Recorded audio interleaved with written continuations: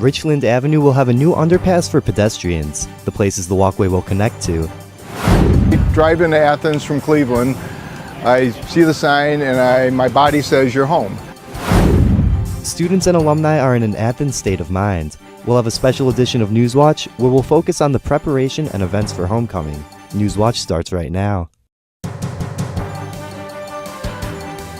Broadcasting live from WOUB TV in Athens, this is Newswatch. Good evening, I'm Ben Schwartz. Thank you for joining us. Tonight we'll take a close look at how businesses, the Marching 110, and the football team prepares for the big homecoming weekend. But first, let's take a look at what's happening in the region. An easement to begin construction on an underpass between Ohio University's West Green and the corridor between Grover and Porter Halls has been approved by the university's Board of Trustees. Ohio University has been a great partner on this project, as they have with past projects, and I'm sure projects in the future. The project is set to cost an estimated $3 million, with the city only spending around $400,000. The Ohio Department of Transportation will cover the rest of the cost. Athens Mayor Steve Patterson says the university has continued to be a great partner in projects.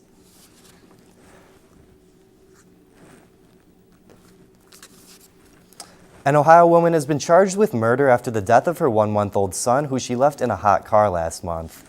27-year-old Zanesville resident Samantha Donahoe reportedly left her son locked in the car in 90-degree heat.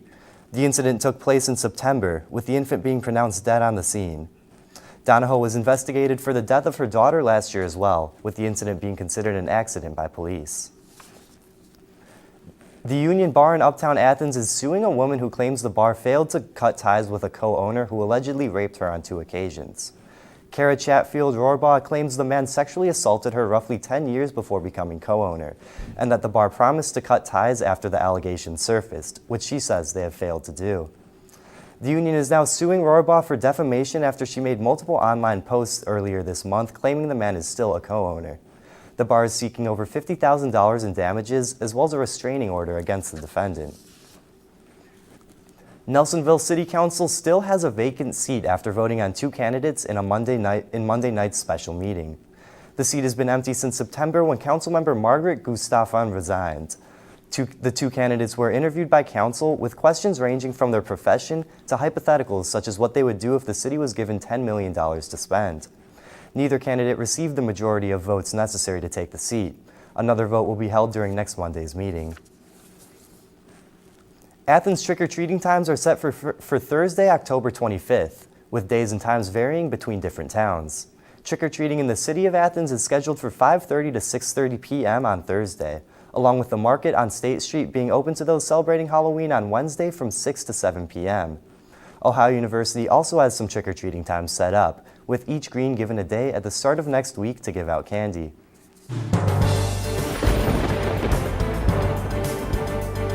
Hi everybody, I'm forecaster Nicholas Snyder. Clear skies today, but that is all about to change. A trough of low pressure up over northern Illinois is going to push on some rain showers through tomorrow, and that will make way for a windy, rainy, and chilly night. As we take a look at your evening planner hour by hour, rain starts to move in at 8 at 55 degrees. By 10, 53, rain likely widespread, 100% chance of rain there. And by midnight, 51 degrees with rain moving out of the area, and we'll have some lingering showers going into tomorrow morning. More on that in a second, but first tonight, 49 in Athens, rain likely before midnight. Winds will be out of the west-southwest at 5 to 10 miles an hour. All across the area, pretty much the same thing. Temperatures in the upper 40s and lower 50s, 50 in Columbus, 49 in Newark, 49 in Cambridge, 51 in New Martinsville, 49 in Marietta and Athens as well, 51 down in Ripley, 50 in Ironton, 49 in Jackson and Chillicothe. Rain likely just about wherever you go across the area. Rain will move out earlier from west to east as we go throughout your night. But as we look at tomorrow, it is going to clear out. 49 at 8 a.m., chance of showers. The rain clears out, mostly cloudy with 52 at 10. And by noon, by parade time, it's going to be a beautiful day for homecoming, mostly cloudy at 54 degrees. So tomorrow, 57 a.m. showers, p.m. partly cloudy skies. Winds will be out of the west at 15 to 20 miles an hour. All across the area, temperatures will be in the upper 50s, 57 in Columbus, 56 in Newark, 55 in Cambridge, 57 in New Martinsville, 56 in Marietta, 57 here in Athens and Jackson, 59 the warm spot down in Ironton, 58 in Ripley. Showers will move out of the area later the further east and south you go, but off to the west, partly cloudy skies will remain dominant all throughout the day. It's all due to this high pressure off to the south and west. That's going to get rid of those rain showers as we go throughout the day tomorrow and make way for just a gorgeous Sunday, albeit chilly. Look at this cold front that's stretched across pretty much our area, and that's going to really cool us down for Sunday's temperature. Will not get out of the 40s. Look at this, some possible snow showers up into central Ohio and northeastern Ohio. Hopefully we won't be seeing any of that into Sunday. Here's your extended forecast. 49 on Sunday, as I mentioned earlier, 58 on Monday with mainly sunny skies, 59 on Tuesday, again with mainly sunny skies, 54 on Wednesday with mainly sunny skies, 53 on Thursday with partly cloudy skies, and Friday a 40% chance of showers at a high of 57. But look at these lows. Lows in the lower 30s with the possible 40 here or there.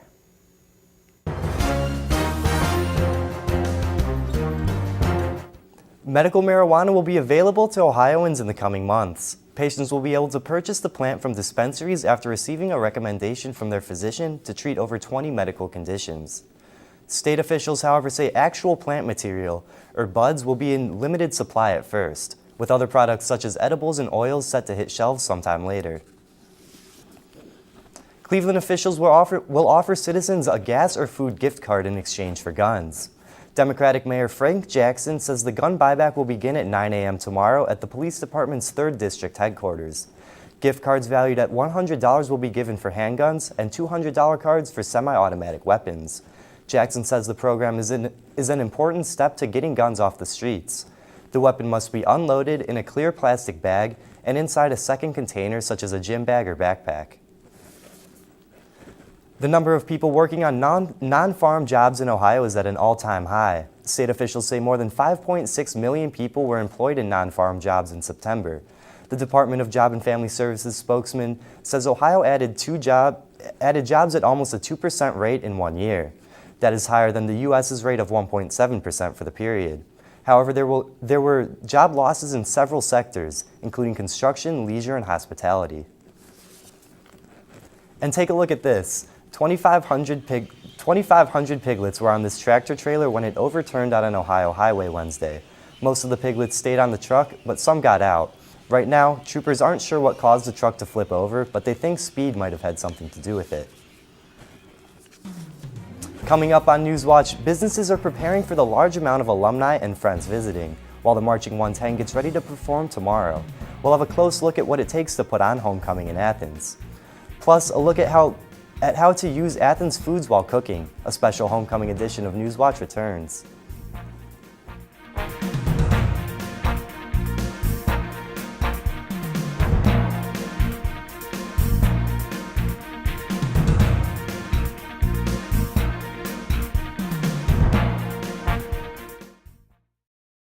Going fast. But don't get bored on us mid-season now. The playoff picture is starting to develop, and every game that we bring you will have playoff implications. Right now is one of the most exciting times of the fall. Which means you can't afford to miss Friday nights with us. Live at 11:30, Gridiron Glory is here for you. And check out our Snapchat, Facebook, Twitter, and YouTube pages all throughout the week. They're chock full of coverage. So start your weekends with us. And remember, there's nothing better than Friday nights in Gridiron Glory.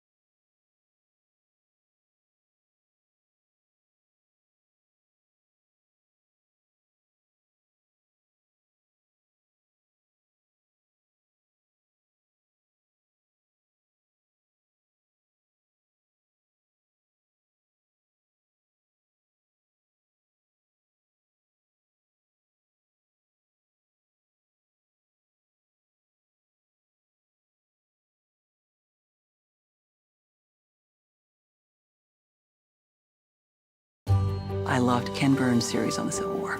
It was deeply impacting. I love history. To have those stories told through these letters, through stories of love and loss, it rewrote the book on how to tell a story. When television was invented, there were a lot of people who had dreams about what it could do. I think PBS still aspires for and often succeeds at reaching the highest ideals of what television could be. Welcome to this special homecoming edition of Newswatch. I'm Rachel Cherry. With alumni and friends coming back into town, a lot of planning must be done, especially when it comes to the homecoming parade. WOUB's Taylor Pacelli tells us what goes into the preparation of homecoming and why this time of year is so special to the community members. To pull off a homecoming parade every year, it takes a lot of work. There's a committee of us, and we work really closely with alumni development and kind of split the schedule and the events that are going on between all of us. Mackenzie Olaker and Josh Grinke are a part of this year's Ohio University Homecoming Committee, and the putting together of this year's parade falls on their shoulders. Anyone can be in the parade. They sign up online, and then we get their submission form. They get a bounce back, just kind of letting them know that we'll be in touch with them at some point soon. We try to have diversity, like banner, float, band, like things like that as they go. But there is still more that needs to be done, such as connecting with alumni. I think the Alumni Association really takes on reaching out to alumni, but so many alumni, I would say, are excited to come home. It's not hard to get people to want to come back to Athens. And when it comes to the Marching 110, a lot of alumni just can't not be part of the parade. In the parade, I think that we're expecting about 500 of the alum from the band to come in and just march and play.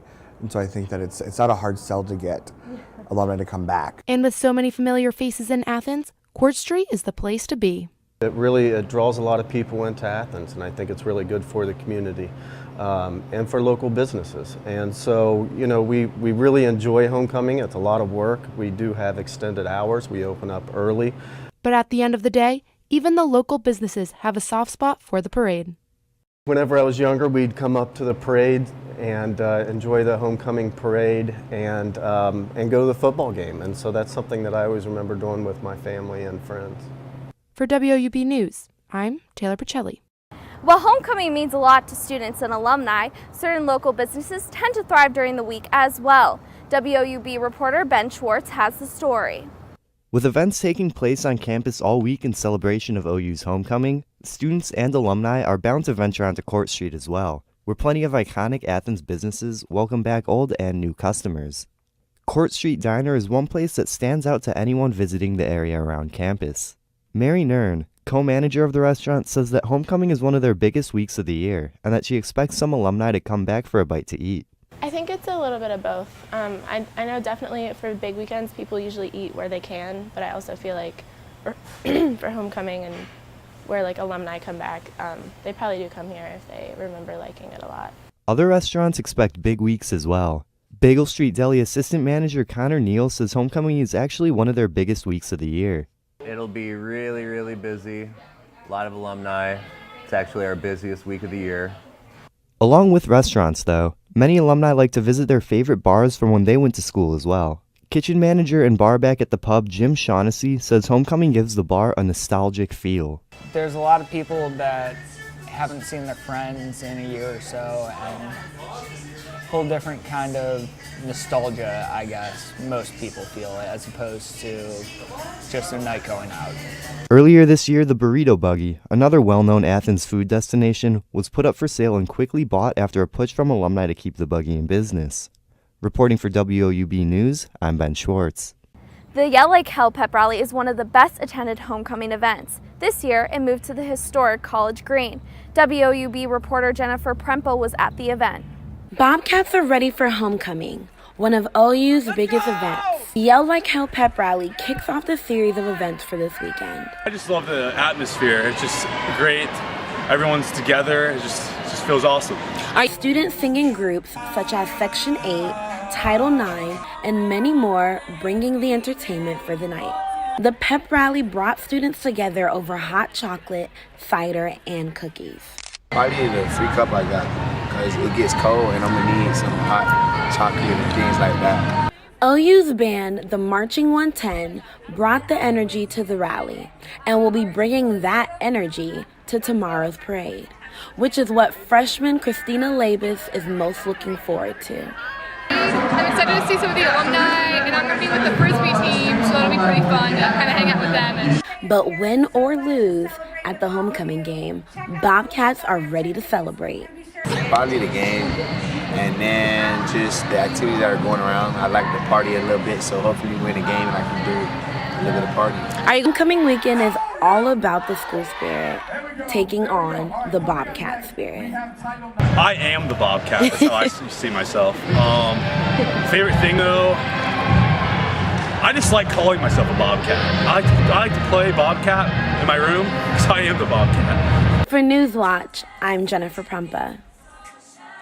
Coming up, what the Ohio University football team has to do to beat Bowling Green. Plus, we'll have a look at how the Marching 110 prepares for their homecoming performances.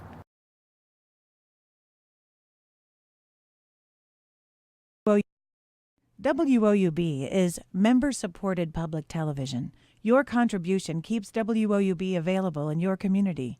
Become a member with a gift of $60 or more for access to stream more than 1,000 of your favorite PBS programs through WOUB Passport. Programs like Nature, Sherlock, and all episodes of Downton Abbey and Victoria. Pledge now at woub.org. And thank you.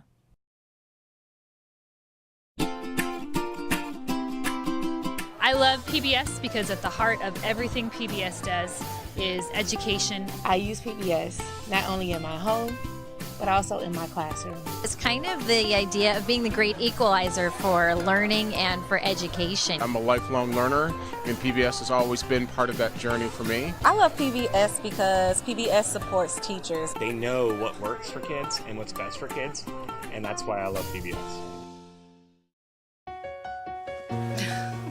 What are you doing? Possibilities. Your day is filled with them. Reach up, energy in the fingertips, collapse. TV, play Downton Abbey. And PBS helps everyone discover theirs.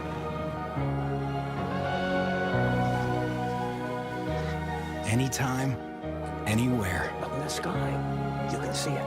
PBS, we're with you for life.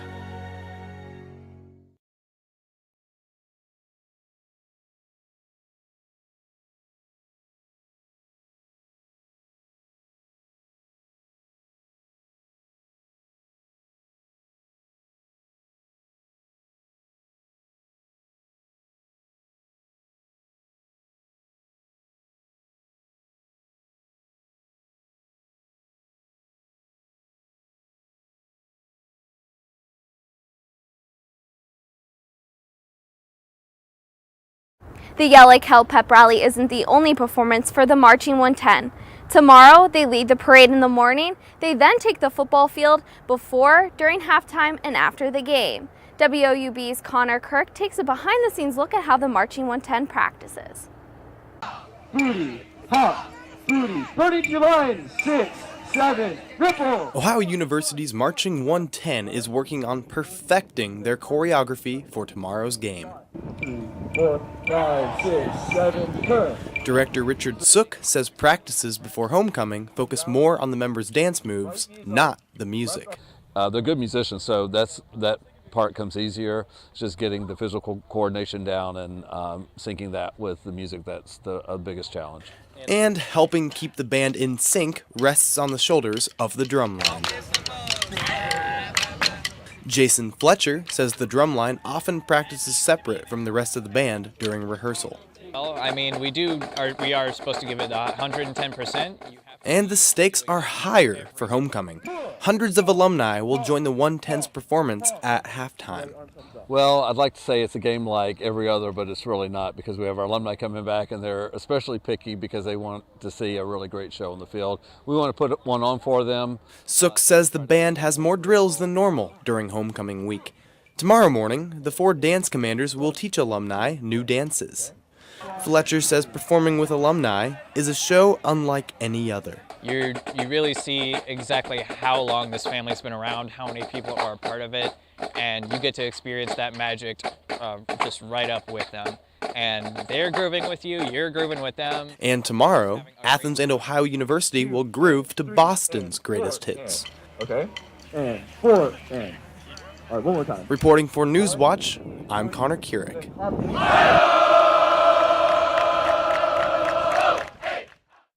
The football game is the main event for any school's homecoming. The Bobcats take on Bowling Green at 2 p.m. here at Peden Stadium. WOUB's Lucas Moore and Jessica Costello preview the matchup. Hi there, I'm Jessica Costello. This is Lucas Moore for WOUB. And Lucas, I want to talk about these Falcons first.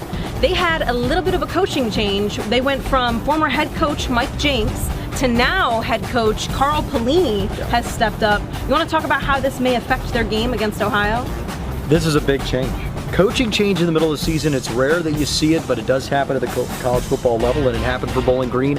Mike Jenks only 7-24 in his time with the Falcons, and this is a program that expects to be winning MAC championships and making MAC championship games. So he's out. Carl Pelini, the defensive coordinator, is in, and the defense has struggled this year, so Pelini's got a lot to prove over the final 5 games. Pelini also his homecoming as he was an assistant coach under Frank Solich here at Ohio University, so he's familiar with Frank, he's familiar with Peden Stadium, he's familiar with the Bobcats. It's going to add a little extra flavor to Saturday's contest. Absolutely will. And, you know, moving back to the Bobcats, one thing we've talked about all season long is this defense.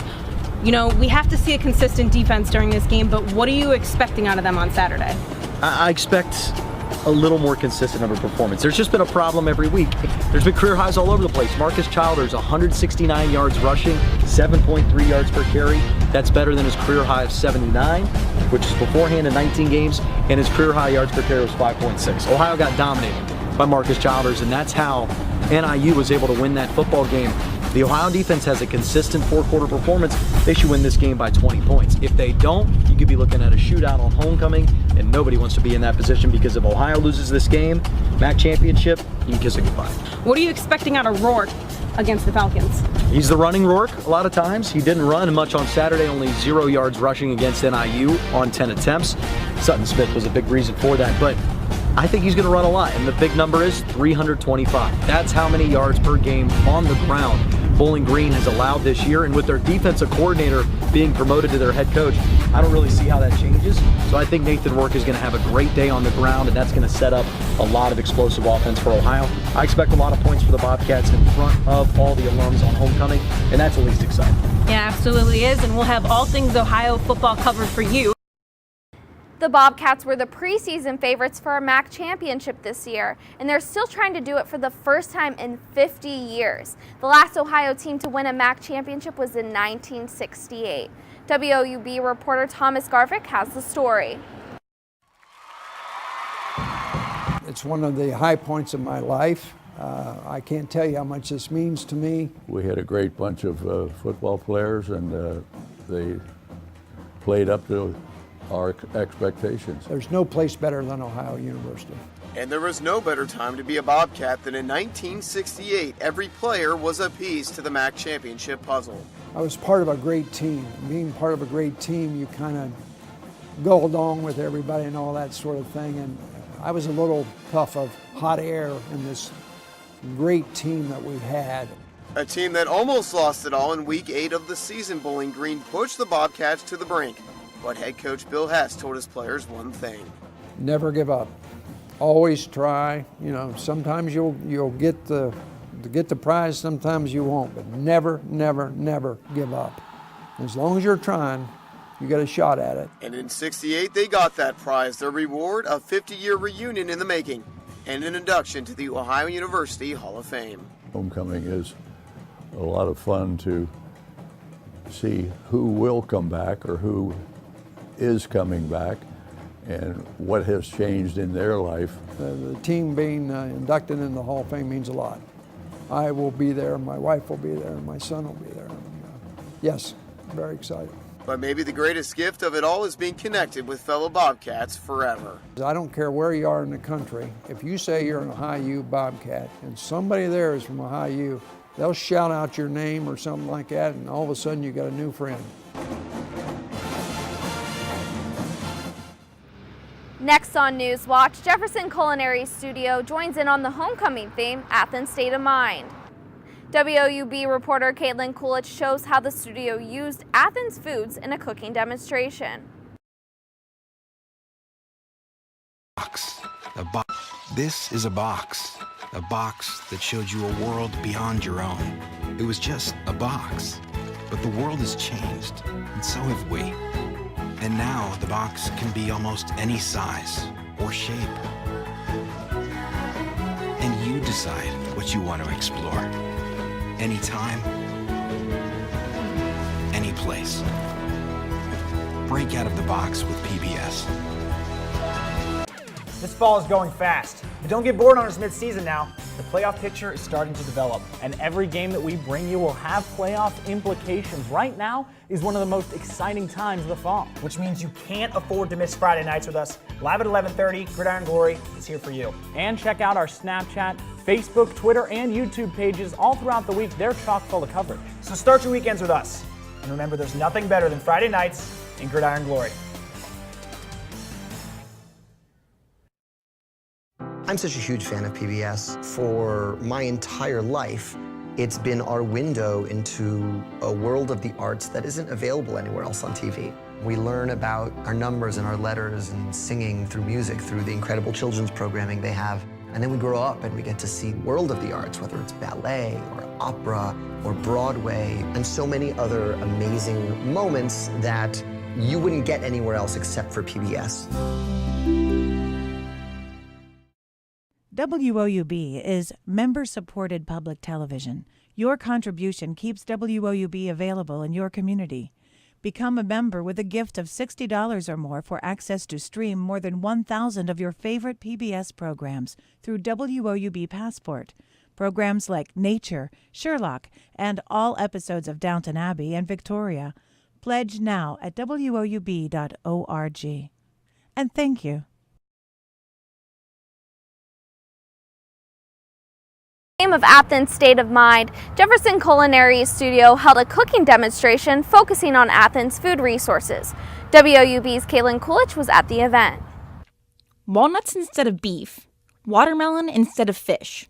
Kate Watts, a nutritional specialist for the Humane Society of America's Food Forward program, taught OU students and Athens community members how to make eco-friendly meals as part of OU's homecoming weekend festivities.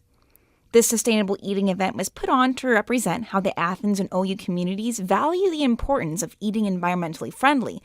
Watts says the 30-mile meal program, where any food business vows to make food or ingredients within 30 miles of Athens, is a step in the right direction in getting more people to eat eco-friendly. I think the 30-mile meal mission aligns with ours quite closely because we're both promoting greater sustainability and having a lesser environmental impact. Athens was the first community in the nation to install this 30-mile meal program in 2010.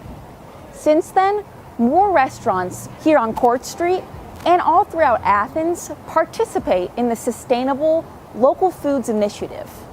Having local meat, vegetarian, and vegan options is a common practice in Athens and at OU. It's a distinct characteristic about this Appalachian town that instills pride in both current students and alumni. To watch Watts demonstrate how to make walnut tacos and watermelon pico, tune in to WOUB's live stream on our YouTube channel or at WOUB.org. For Newswatch, I'm Caitlin Coolidge. That's it for this special edition of Newswatch. I'm Rachel Cherry. If you want to see the homecoming parade but can't be there, tune into WOUB's live stream coverage. You can view the parade in the traditional way or with a 360-degree view. Go to WOUB.org or our YouTube channel.